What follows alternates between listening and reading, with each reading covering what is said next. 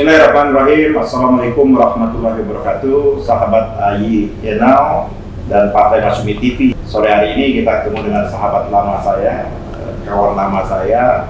Saya memanggil beliau dalam biasa Bung Peri, tapi beliau Dr. Peri Julianto. Assalamualaikum. Waalaikumsalam. Selamat sore Mas Ahmad Yani, Bung Ahmad Yani. Sehat ya? Alhamdulillah sehat-sehat. Baru kali ini kita mengundang beliau, agak sulit memang selama ini, terlalu sibuk betul beliau ini. Jadi saya agak memaksa juga beliau datang ke studio ini.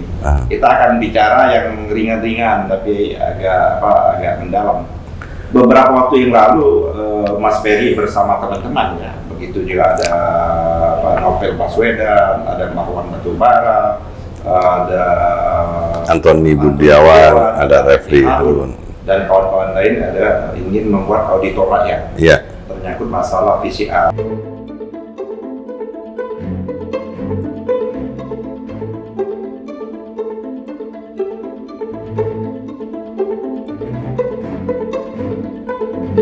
Tahu PCR ini kan sudah betul-betul merugikan rakyat. Iya. Dan itu mengambil uang dari kantong rakyat, bukan kas negara, kantong rakyat yang diambil. Iya, benar. Nah, saya ingin menanyakan bagaimana kelangsungannya pada waktu itu. Kalau tidak salah saya mengikuti dan kami juga sudah menyiarkan secara langsung press conference-nya Mas Peri dan kawan-kawan auditor rakyat itu ada pada waktu itu meminta menjawab atau merespon dari tantangannya Luhut Binsar Panjaitan yang siap diaudit. Nah, pada waktu itu Mas Peri menyatakan akan mengirim surat langsung ke perusahaan-perusahaan itu untuk dilakukan audit dan bahkan menggratiskan, tidak membayar, tidak harus berbayar. Gimana nih kelanjutannya? Ini udah agak lama nih tenggelam nih. Jadi gini, isu-isu yang lain ini. Iya, memang gini Mas Yani ya. Jadi memang ketika kita konferensi pers itu, sebenarnya konferensi pers auditor rakyat itu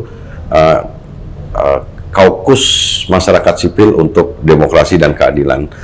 Saya, Mas Novel Baswedan, kemudian ada Antoni Budiawan, ada Marwan Batubara, ada Mas Refli Harun, itu sengaja menanggapi tantangan sebenarnya dari Pak Luhut Panjaitan yang nantang bahwa siap diaudit. Nah, sebenarnya dengan dilaksanakannya kegiatan konferensi pers itu, terus kemudian kita menjawab untuk bersedia mengaudit perusahaan PT GSI, di mana sahamnya itu Pak Luhut dan Pak Erick Thohir punya saham di situ. Jadi memang sebenarnya sampai dengan sekarang Pak Luhut sebenarnya belum memberikan jawaban. Tapi terhadap sudah disampaikan. Kebetulan kalau secara profesional pelaksanaan audit itu kan harus dilakukan oleh kantor akuntan publik.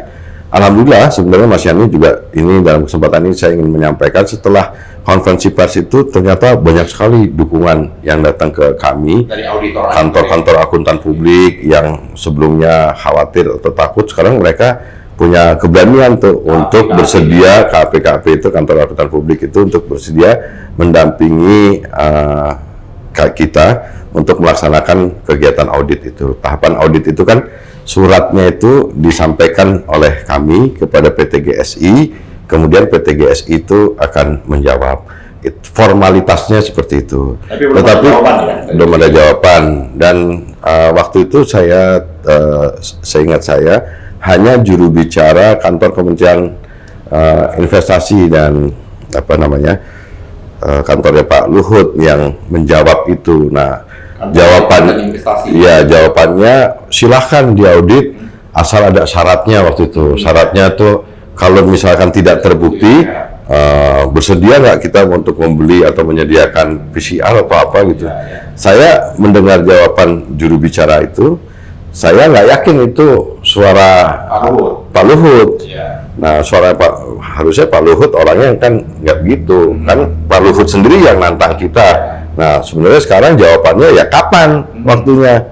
Kita udah siap kok gitu. Nah, sampai dengan sekarang ternyata Pak Luhut ternyata tidak selantang yang waktu itu nantang. Ternyata enggak. Iya. Jadi menurut saya Erick Thohirnya sendiri? Ya, Erick Thohir juga sama, karena dalam konteks PT GSI-nya kan kepemilikan sahamnya ada Pak Erick Thohir dan ada Pak Luhut juga. Jadi sebenarnya ini sebenarnya kembali ke Pak Luhutnya sendiri. Nah, berkaitan dengan PCR ini sebenarnya sekarang yang Mas Yani, kan ini semua kelompok-kelompok masyarakat sudah menyampaikan laporan dugaan korupsi ini terhadap dua nama, Pak Luhut dan Pak Erick Thohir, terutama ke BPK Republik Indonesia, sudah ke KPK dan ke kepolisian, dalam hal ini Polda Metro Jaya. Artinya kemarin kita bukan diam tapi memberikan waktu kepada pihak-pihak yang terkait tersebut untuk menindaklanjuti laporan-laporan dari masyarakat berkaitan dengan dugaan korupsi dari soal PCR ini, terutama yang dilakukan oleh dua nama pejabat tinggi menteri di lingkungan Presiden Pak Jokowi gitu. Jadi sekarang Januari ini, tahun baru 2022, menurut saya adalah waktu yang tepat untuk kita menanyakan. Jadi bukan hanya saya lah, kalau bisa masyarakat, publik itu juga menanyakan tentang tindak lanjut dari hasil laporan-laporan itu. Tidak menanyakan ke Pak Luhut Binsar Panjaitan dan enggak, institusi yang berwenang, berarti Polisian dan BPK. Iya. Dan misalkan mereka ada respon, mau menindaklanjuti, berani menindaklanjuti, kita akan apresiasi. Karena ini memang masalah besar, jadi bukan masalah kecil. Ini masalah yang tadi disampaikan Pak Yani, bagaimana orang, rakyat yang sudah susah, uangnya diambilin gitu loh, untuk membeli PCR dengan harga yang lebih tinggi daripada yang seharusnya. Yang kedua, kalau misalkan institusi-institusi tersebut tidak menindaklanjuti atau tidak berani, karena misalkan bisa jadi dapat tekanan dari istana misalkan, ya terpaksa saya dalam kesempatan ini ingin menyampaikan bahwa kita tidak ada pilihan lain, kita harus menyampaikan ini ke wakilnya rakyat, ke DPR, ke MPR, ke parlemen, karena disitulah tempat mengadunya rakyat. Dan kami sudah mendiskusikan ini dengan semua teman-teman bahwa dalam waktu dekat kita juga akan menyampaikan laporan ke korupsi di kasus PCR ini kepada DPR. Jadi disitulah nanti kita akan uji, publik akan berhak untuk menyatakan di mana sebenarnya posisinya DPR dalam kasus ini. Tapi yang lebih menarik ini, Mas Ferry. Tadi kan Mas Ferry mengatakan ada indikasi bahwa institusi negara atau institusi pemerintah yang diberikan otoritas dan kewenangan yang untuk menangani ini kan ada 3 ya, KPK, kepolisian, dan bisa juga sebenarnya kejaksaan dan BPK. Tadi takut ada daya pressure dari istana seperti itu.